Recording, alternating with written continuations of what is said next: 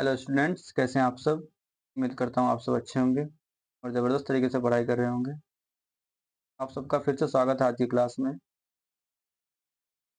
हम स्टार्ट करने जा रहे हैं मेडिवल इंडिया यानी मध्यकालीन भारत। आप जानते होंगे कि मध्यकालीन भारत की शुरुआत मानी जाती है तब से जब भारत पर सबसे पहला सफल मुस्लिम आक्रमण हुआ,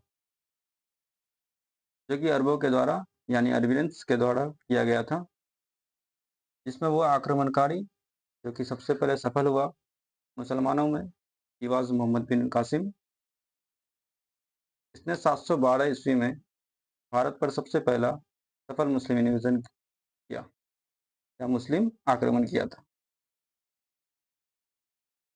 लेकिन उसके बाद वास्तविक तौर पर यहाँ पर अगर मुस्लिम शासन की स्थापना की बात करें तो वह तुर्किश यानी कि तुर्कों के द्वारा किया गया। तो चलिए स्टार्ट करते हैं और शुरुआत करते हैं मेडिवल इंडिया या मध्यकालीन भारत, जिसको हम 712 ईस्वी से लेकर 1707 ईस्वी तक पढ़ते हैं। चलिए लेट्स बिगिन। सबसे पहले मेडिवल इंडिया लगभग 1000 साल का पीरियड, जिसमें चला मुस्लिम शासन यानी मुस्लिम rule on the basis of Islam religion. Medieval India शुरू करने से पहले हम लोग इस्लाम के बारे में जान लेते हैं।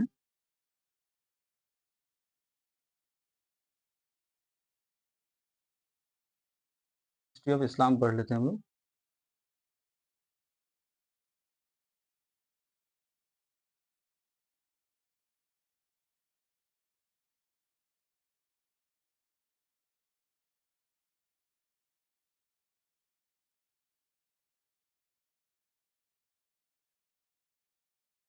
इसकी उत्पत्ति यानी 7th सेंचुरी में हुई।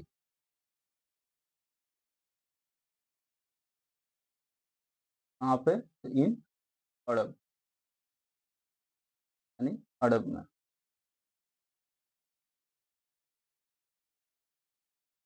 इस्लाम एक धर्म है जिसे एकेश्वरवाद धर्म कहा जाता है, जिसमें केवल और केवल एक ही ईश्वर की मान्यता है। Importance is given to only one God, और इस एक गॉड को अरबी भाषा में अल्लाह कहा जाता है और फारसी भाषा में खुदा कहा जाता है। इस्लाम धर्म के अनुसार ऐसा माना जाता है कि अल्लाह एक है, के जैसा दूसरा कोई नहीं, और पैगंबर मोहम्मद धरती पर अल्लाह के आखिरी रसूल हैं, यानी कि मैसेंजर है, संदेशवाहक हैं। और ऐसा माना गया है कि अल्लाह एक है, उसके जैसा दूसरा कोई नहीं, इज सुपेरियर, वह सर्वोच्च है, सुपेरियर है और हमारे इमेजिनेशन के परे है। अगर हम अल्लाह को इमेजिन में करने की कोशिश करेंगे तो he is beyond our imaginations. और जिस चीज़ को हम इमेजिन ही नहीं कर सकते, तो खुद बताइए कि उसकी कोई इमेज बन सकती है? जी नहीं, बिल्कुल नहीं। क्योंकि इमेज शब्द बना ही है इमेजिनेशन से। जिसकी कल्पना की जा सकती है, उसी की पिक्चर बन जा सकती है, बनाई जा सकती है। क्योंकि अल्लाह की इमेजिनेशन ही नहीं की जा सकती है, इसलिए अल्लाह की ना कोई सूरत है और ना मूरत। यह कारण है कि statue worship is strictly prohibited in Islam. Islam धर्म में मूर्ति पूजा को पूरी तरीके से हराम माना जाता है। लेकिन अगर बात मूर्ति पूजा का करना हराम है, मूर्ति पूजा करना हराम है, तो फिर इस्लाम को कैसे फॉलो किया जाता है? दोस्तों, आप जानते हैं there are 5 pillars in Islam. इस्लाम को फॉलो करने के लिए 5 पिलर्स या स्तंभ होते हैं। क्या होते हैं? 5 पिलर्स या स्तंभ होते हैं।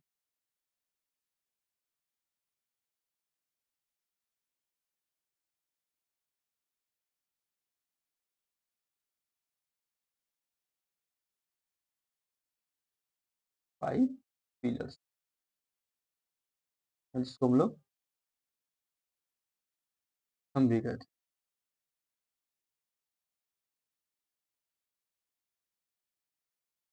फर्स्ट है कलमा।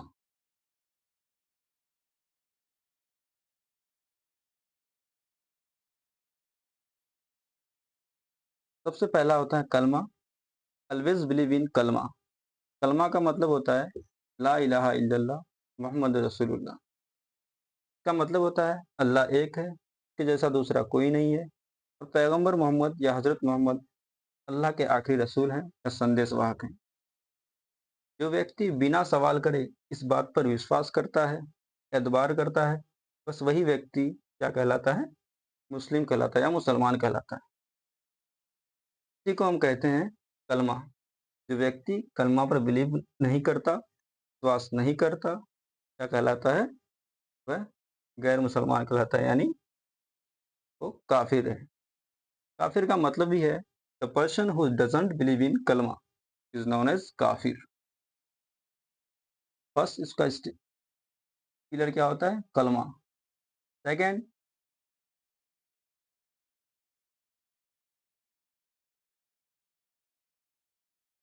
नमाज।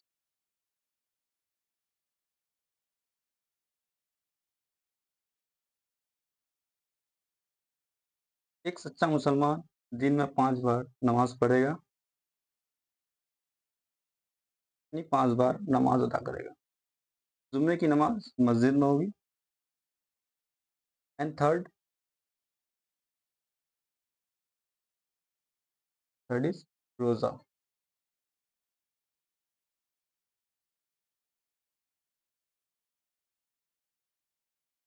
एक सच्चा मुसलमान रमजान के पाक महीने में हमेशा रोजा रखेगा,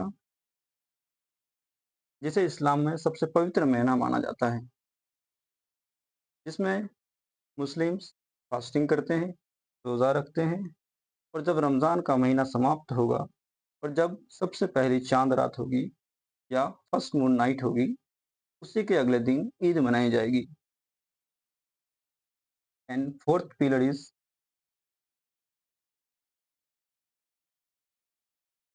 हज।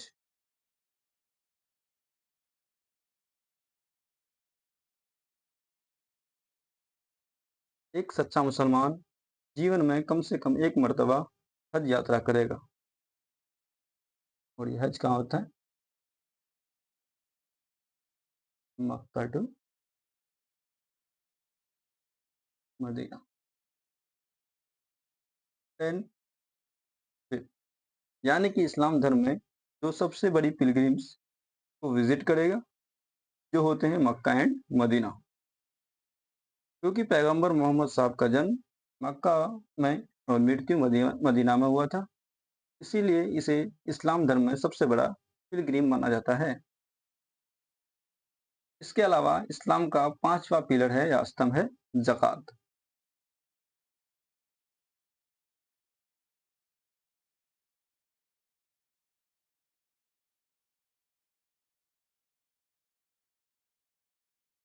एक सच्चा मुसलमान हमेशा जीवन में ज़कात देगा। कहने का मतलब एक मुसलमान एक साल में जितनी आमदनी करेगा, जितना भी धन कमाएगा, उसका 2.5% यानी कि 1/40वां हिस्सा दान करेगा। लेकिन बाएं हाथ को भी नहीं पता चलना चाहिए कि दाएं हाथ ने क्या दान किया है। इसको पूरी तरीके से गुप्त रखा जाएगा। कहने का मतलब जो व्यक्ति इस्लाम धर्म के इन 5 पिलर्स को फॉलो करता है, वही सच्चा मुसलमान है। बाकी सारे के सारे काफिर, यानी कि गैर मुसलमान है, नॉन मुस्लिम्स। ये रही इस्लाम धर्म को फॉलो करने की बात। बट इस्लाम धर्म का इतिहास क्या है, इसके बारे में हम लोग डिस्कस करते हैं। तो आप जानते हैं कि Islam was founded by prophet Muhammad साहब।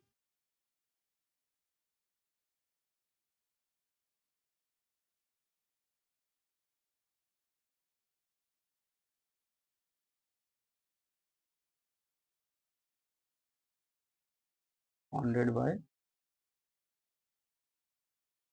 प्रोफेट मोहम्मद साहब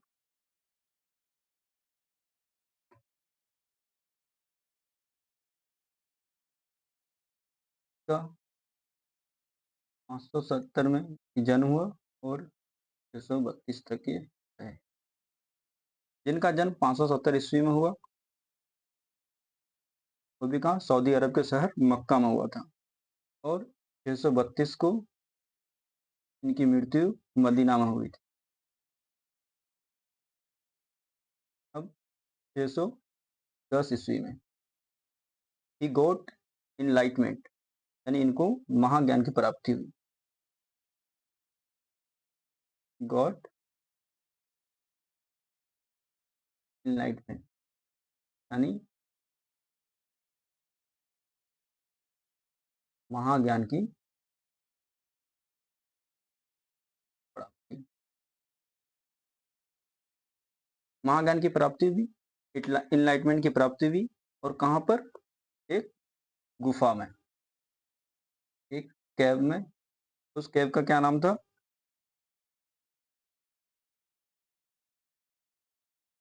हीरा कैव, यानी कि हीरा गुफा। हीरा कैव नामक गुफा में इनको इनलाइटमेंट की प्राप्ति हुई, और इन्होंने इस गुफा से बाहर आकर सबको अल्लाह का संदेश दिया और कहा कि अल्लाह ने अपने एक फरिश्ता जिब्राइल को मेरे पास भेजा, जिसने मुझे अल्लाह का संदेश दिया है, अल्लाह का पैगाम दिया है, और कहा है कि आप धरती पर अल्लाह के आखिरी मैसेंजर हैं, आखिरी रसूल हैं, आखिरी संदेशवाहक हैं। और मुझे एक पवित्र पुस्तक दी, which is known as Quran. एक पवित्र किताब दी, मीन्स होली बुक, पवित्र पुस्तक। उनका नाम क्या था? कुरान, जिसका प्रचार प्रसार करने की जिम्मेदारी मुझे सौंपी गई है। मैं ही हूँ अल्लाह का आखिरी रसूल, यानी कि मैसेंजर या संदेशवाहक। जिन लोगों ने इस बात पर बिलीव कर लिया, एतबार कर लिया, वही कहलाए Muslims. Means 610 means 7th century.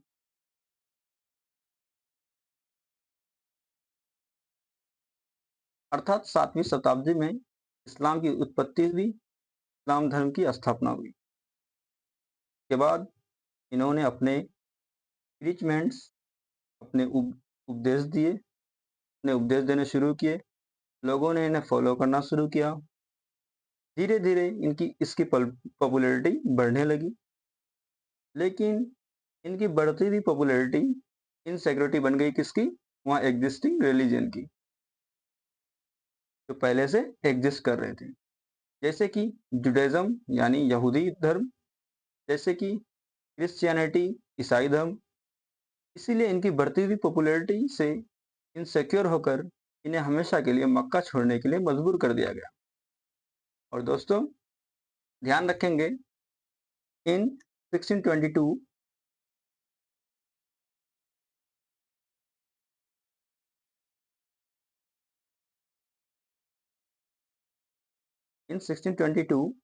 Mohammad Sahab shifted from Mecca to Medina.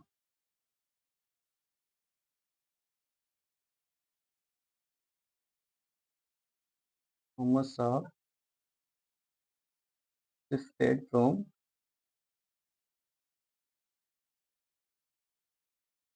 Mecca to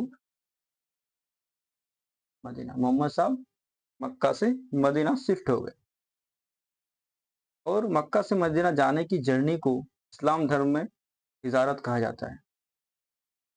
और इसी जर्नी को, यानी यात्रा को, इस्लाम धर्म में क्या कहा जाता है? हिजारत कहा जाता है।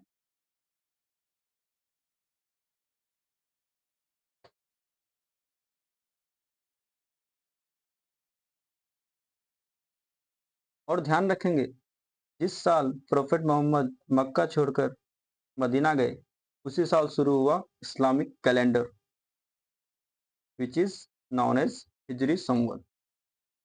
तो 1622 को ही स्टार्ट हुआ क्या? इस्लामिक कैलेंडर, जो कहलाया क्या? हिजरी संवत।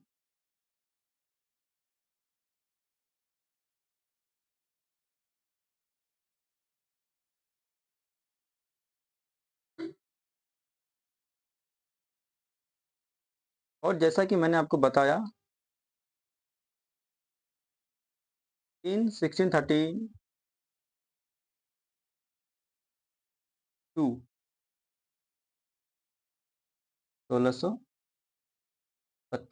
1632 में ही डाइड इन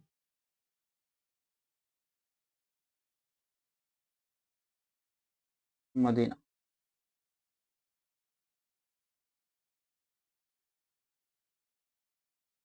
मदीना में इनकी मृत्यु हो गई।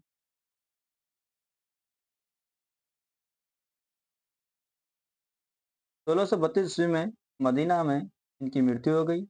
यही कारण है कि इस्लाम के सबसे बड़े पिलग्रिम्स, सबसे बड़े तीर्थ स्थान मक्का और मदीना माने जाते हैं, क्योंकि मक्का में इनका जन्म हुआ था और मदीना में इनकी मृत्यु।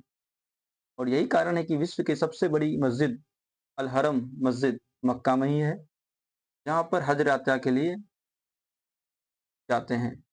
और विश्व की दूसरी सबसे बड़ी मस्जिद अल मदीना, जो सऊदी अरब के मदीना में है। तो 1622 ईस्वी में शुरुआत हुई इस्लामिक कैलेंडर की। हम जानते हैं कि इस्लामिक कैलेंडर किस संवत से चलता है, तो वो है हिजरी संवत। लेकिन जब 1632 ईस्वी में प्रोफेट मोहम्मद साहब की मृत्यु हुई, तो सबसे बड़ा सवाल ये उठा कि अब इनका सक्सेसर कौन होगा, अब इनका उत्तराधिकारी कौन होगा। इनके उत्तराधिकारी बनने के सबसे बड़े दावेदार इन्हीं के दामाद हुआ करते थे, क्योंकि वही इन्हीं के सबसे पहले शिष्य थे, जिनका नाम था हजरत अली। और सभी को ये लगा कि अब हजरत अली ही इनके सक्सेसर बनेंगे, इन्हीं के उत्तराधिकारी बनेंगे, लेकिन ऐसा नहीं हुआ। तो ध्यान रखेंगे, इनकी मृत्यु के बाद इनके और एक फॉलोवर या अनुयायी, जिनका नाम था अबू बकर, इनको इनका पहला सक्सेसर या उत्तराधिकारी अबू बकर को बना दिए गए। का फर्स्ट सक्सेसर किसको बना दिया गया? हजरत अबू बकर।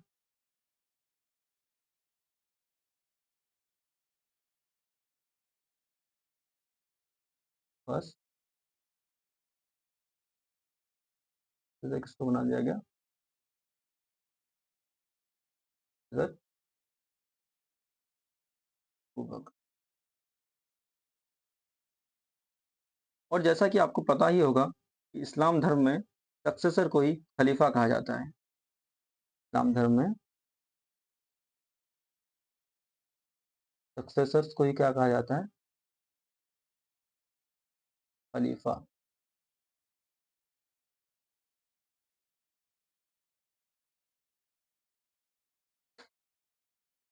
दुनिया में इस्लाम जगत का सबसे बड़ा धर्म गुरु ही क्या कहलाता था? खलीफा कहलाता था। अब हजरत अबू बकर इनके सबसे पहले खलीफा बने। फर्स्ट खलीफा कौन बने?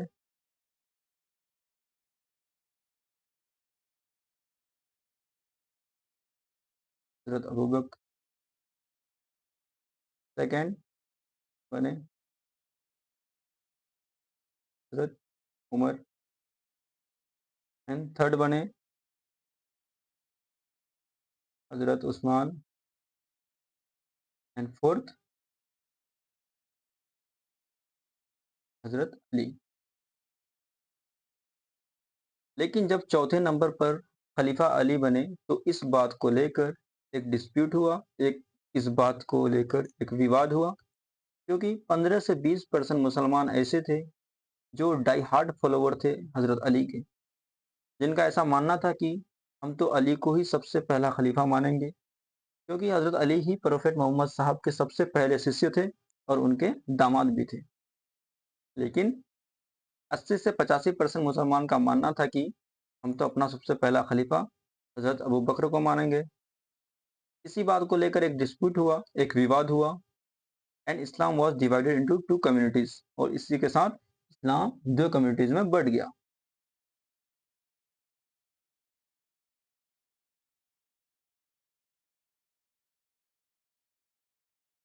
इस्लाम was divided into two communities. One is 15 से 20% जो मुसलमान थे, जो चाह रहे थे कि उसका फर्स्ट खलीफा कौन बने? हज़रत अली। उसने कम्युनिटी को क्या कहा गया? शिया।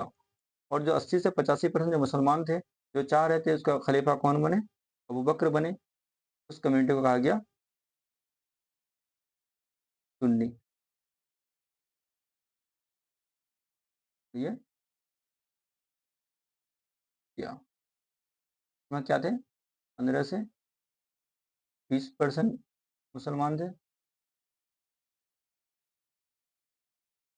इसमें 30 से 85% मुस्लिम्स थे।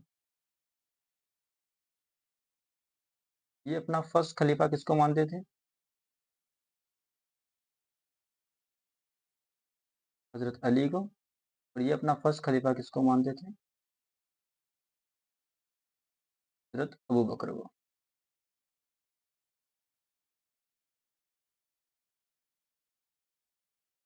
इन डिस्प्यूट को सुलह करने के लिए एक थर्ड कम्युनिटी बनाई गई। इन दोनों के डिस्प्यूट्स को सुलह करने के लिए एक थर्ड कम्युनिटी बनाई गई, जो कहलाया सूफी कम्युनिटी।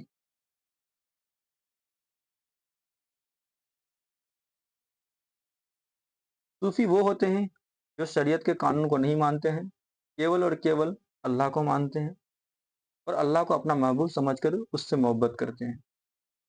सूफियों का ऐसा मानना है कि अल्लाह को अपना महबूब मान सूफियों का ऐसा मानना है कि अल्लाह को अपना महबूब मानते हैं और अल्लाह को अपना महबूब समझकर उससे मोहब्बत करते हैं।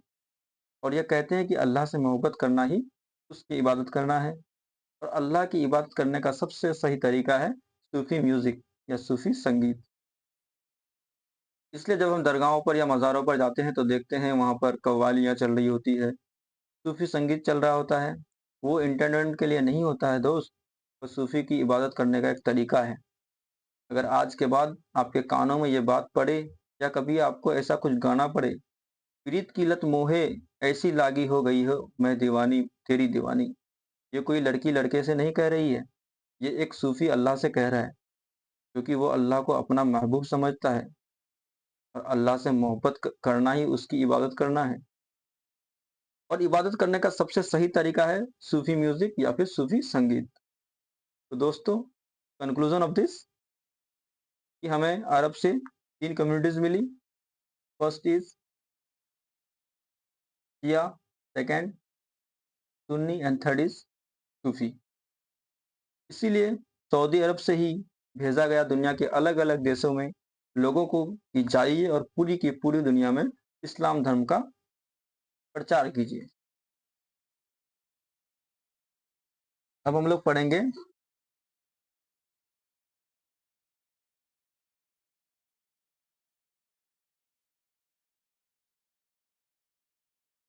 और भारत पर पहला जो सफल आक्रमण हुआ वो अरब का ही हुआ।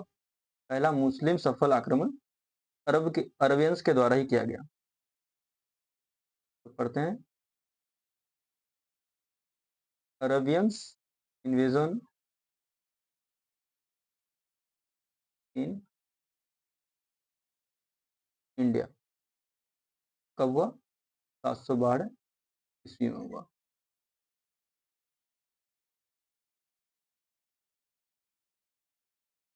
अरबियंस ने सबसे पहले भारत के कहाँ पर हमला किया? सिंध पर हमला किया।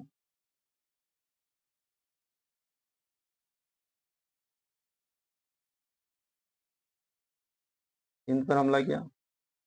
और सिंध के रूलर कौन थे उस वक्त? दाहिर नाम के एक रूलर थे, जो कहाँ के रूलर थे? सिंध के।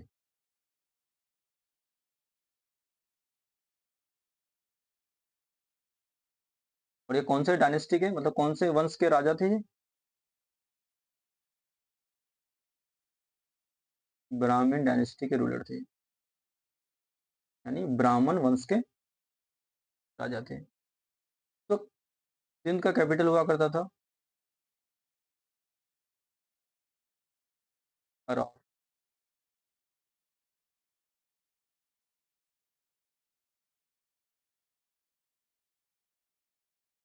टाइम एक फेमस पोर्ट था, बंदरगाह था, जो क्या कहलाता था? Devil port.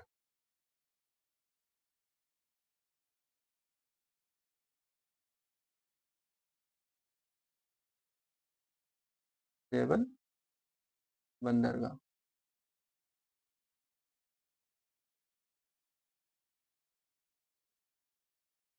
तो इसी देवल बंदरगाह से होते हुए इधर से ही होकर अरबियंस के व्यापारी जो जहाज जो इधर से ही जाया करते थे। और इन सब की जानकारी हमें एक बुक में मिलती है, जिनका नाम है चचनामा।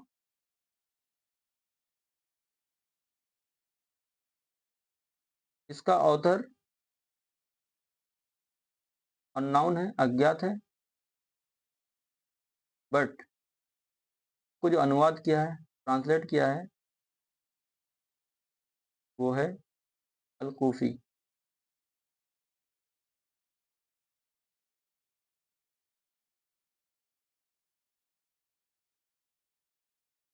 अब अरबियंस का पहला सफल आक्रमण हुआ था कब? 712 को। और ये किसके द्वारा हुआ था? मोहम्मद बिन कासिम। तो मोहम्मद बिन कासिम को पढ़ लेते हैं।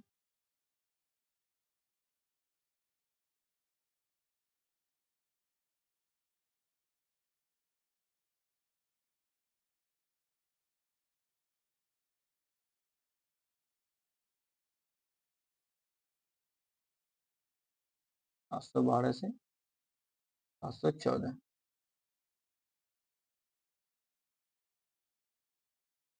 इस टाइम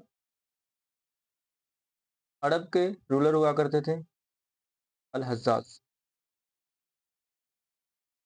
रूलर हुआ करते थे कौन? अल अल Hajjaj.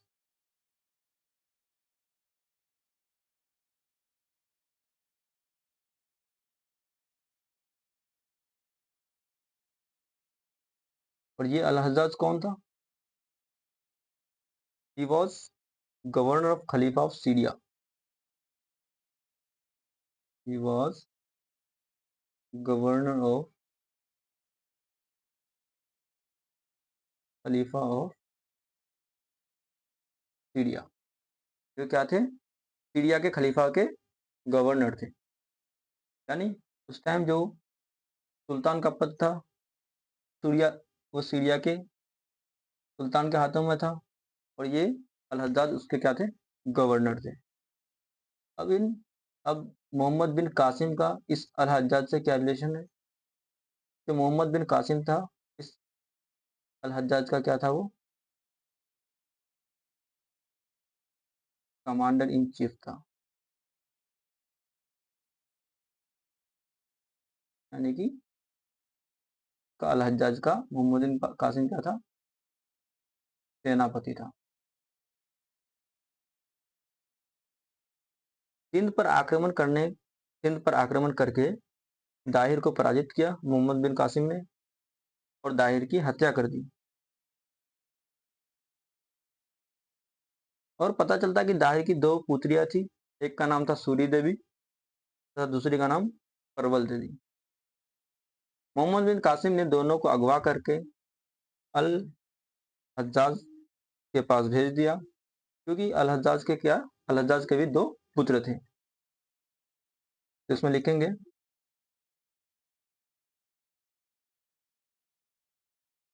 First Muslim. Muhammad bin Qasim कौन था? First Muslim who invaded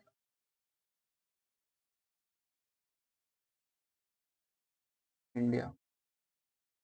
Mohammad bin Qasim एक पहला मुस्लिम था जो इंडिया पर अधिकार किया, यानी भारत पर आक्रमण करने वाले पहले मुस्लिम थे। भारत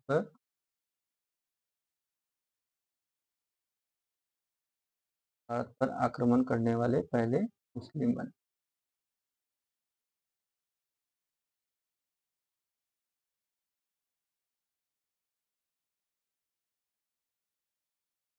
नेक्स्ट पॉइंट लिखेंगे मोहम्मद बिन कासिम के बारे में, ही अटैक सिंध एंड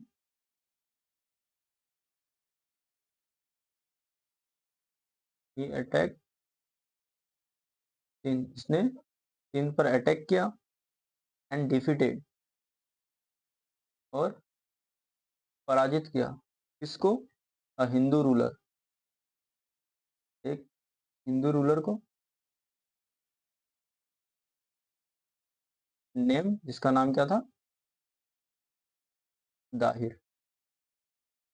इसने सिंध पर आकर अटैक किया एंड एक हिंदू रूलर जिसका नाम क्या था, दाहिर, उसको पराजित किया। कासिम ने सिंध वासियों से कहा, अब तक आपकी सुरक्षा की जिम्मेदारी दाहिर के हाथ में था, अब आपकी सुरक्षा की जिम्मेदारी हमारी है। ये बात मोहम्मद बिन कासिम ने सिंध वासियों से कहा। इसलिए you have two options, either adopt Islam, या तो इस्लाम धर्म कबूल कर लीजिए, या फिर आपको एक टैक्स देना होगा, विच वॉज नोन एज जजिया। इसमें एक पॉइंट और लिख लेते हैं, मोहम्मद बिन कासिम करे हुए, he was first Muslim,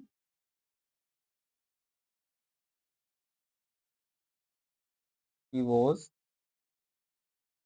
first Muslim who applied jizya,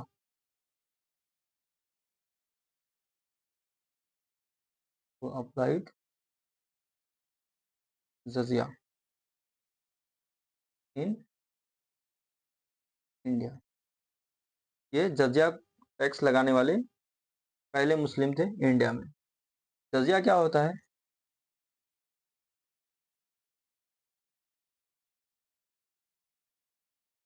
जजिया जो होता है टैक्स, ये टैक्स है paid by non Muslims.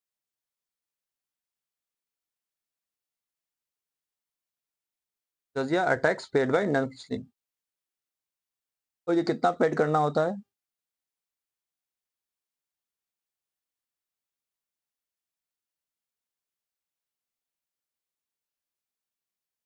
1 to 2/3 of total income. का जो टोटल इनकम होगा, कुल जो आय होगा, उसका आधा से 2/3 पार्ट उसको पे करना होता है टैक्स। और जो टैक्स था, ये तो सब पे नॉन मुस्लिम पे लग गया, लेकिन except it was not collected from widows, ये विधवाओं से नहीं वसूला जाता था। नॉट कलेक्टेड फ्रॉम हैंडीकैप्ड, विकलांगों से नहीं वसूला जाता था। एंड ब्राह्मण्स, और ये ब्राह्मण से नहीं वसूला जाता था। तो ये किस किस से नहीं वसूला जाता था? Widows, handicapped and Brahmins. अब मोहम्मद बिन कासिम का एक पॉइंट नेक्स्ट लिखते हैं, ही इशूड गोल्ड कॉइन्स, ने सोने के सिक्के चलवाए थे। और ये क्या थे? First Muslim to issue gold coins, first first Muslim to issue gold coins. और इस गोल्ड कॉइन्स को क्या कहने लगा, क्या कहा जाता था? दिरहम।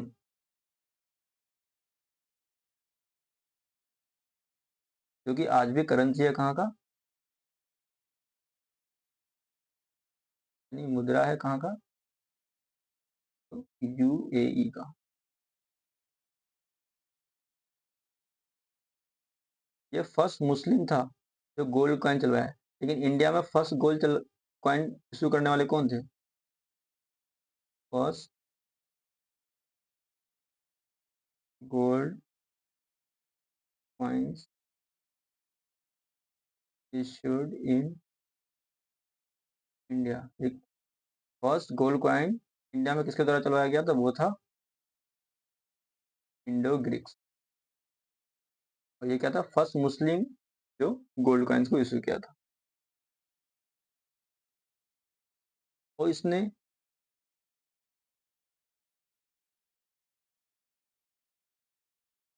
और अरबियन हॉर्सेस सबसे पहले मोहम्मद बिन कासिम ही लाया। क्या? अरबियन हॉर्सेस यानी अरबी घोड़े।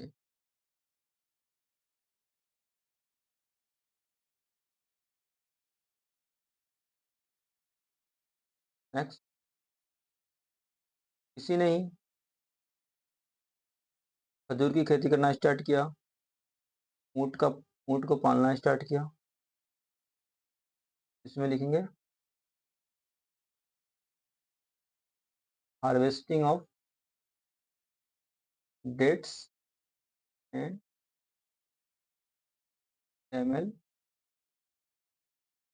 हस्बेंड्री।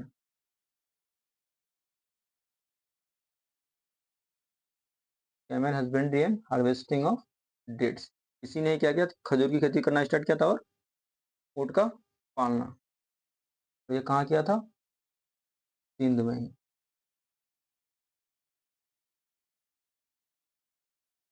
और इसने एक वर्ड यूज किया था, वर्ड यूज मानसून। जो मानसून अभी हम लोग वेदर के लिए यूज करते हैं वही मानसून। ये क्या है? मानसून अरबिक वर्ड है।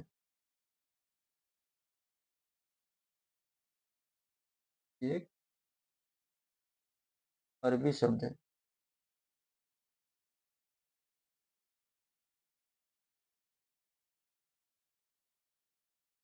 इन्होंने दो किताबें अरबी में ट्रांसलेट किया, यानी they translated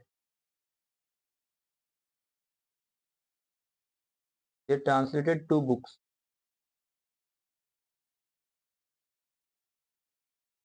in Arabic. They translated two books in Arabic. First,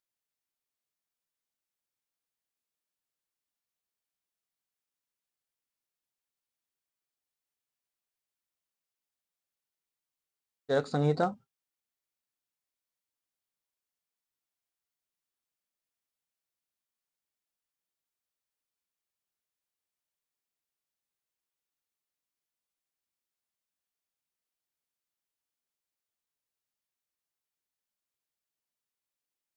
ये चरक संहिता ओरिजिनली चरक के द्वारा लिखा गया था, जो कि कुषाण वंश के सबसे महान राजा कनिष्क के दरबार में फिजिशियन हुआ करता था। ये चरक कौन था? कुषाण वंश के सबसे महान राजा कनिष्क के दरबार में फिजिशियन था। एंड सेकंड बुक इज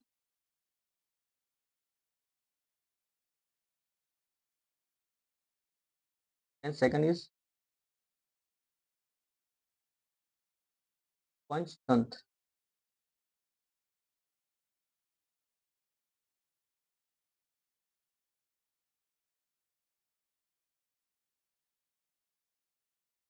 ये पंचतंत्र, जो कि विष्णु शर्मा द्वारा गुप्त काल में लिखी गई पुस्तक है, और इसको अरबिक में, बुक को अरबिक में क्या कहा गया?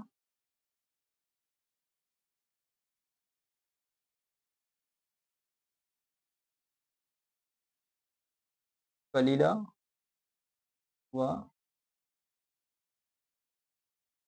दिमना। क्या कहा गया? कलीला व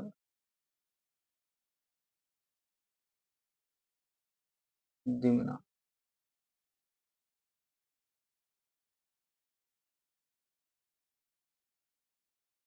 यहाँ तक की बात हुई इन दो बुक्स की। अब बात करते हैं हम लोग इन 1714, 714 ईस्वी में।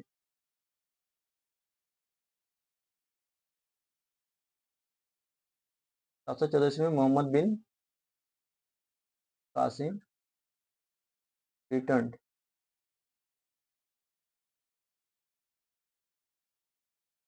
रिटर्न वो वापस चला गया इंडिया से।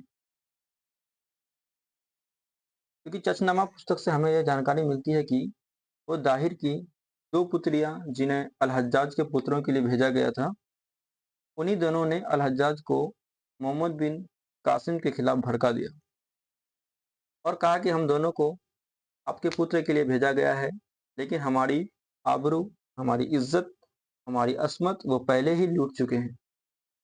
इस बात से बेहद क्रोधित हुआ, काफी गुस्सा हुआ अल-हज्जाज, और अल-हज्जाज ने तुरंत फरमान जारी किया, ऑर्डिनेंस जारी किया कि मोहम्मद बिन कासिम सिंध से अरब वापस लौटे।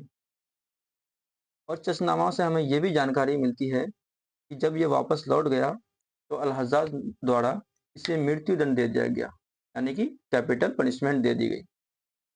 That was the end of Muhammad bin Qasim, और यहीं से मोहम्मद बिन कासिम का खात्मा हुआ।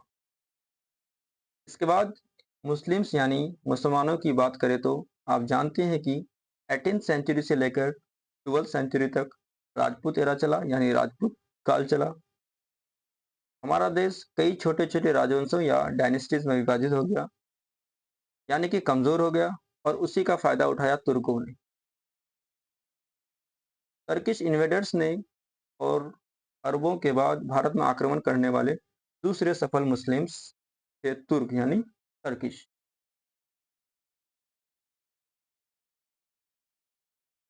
टर्किश इन्वेजन्स, अब हम बात करते हैं किसका, टर्किश इन्वेजन्स।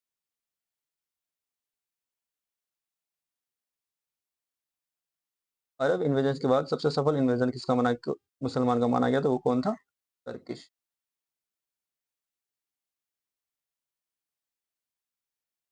टर्किश इन्वेजन्स हम लोग कहते हैं हिंदी में तुर्क तुर्क आक्रमण।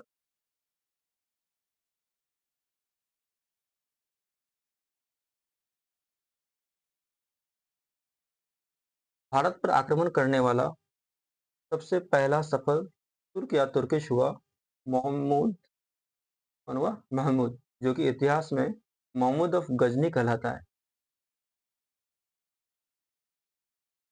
ये टर्किश इन्वेजन नेक्स्ट क्लास में पढ़ेंगे। यहाँ से आगे क्लास नेक्स्ट क्लास में डिस्कस करेंगे। Thank you.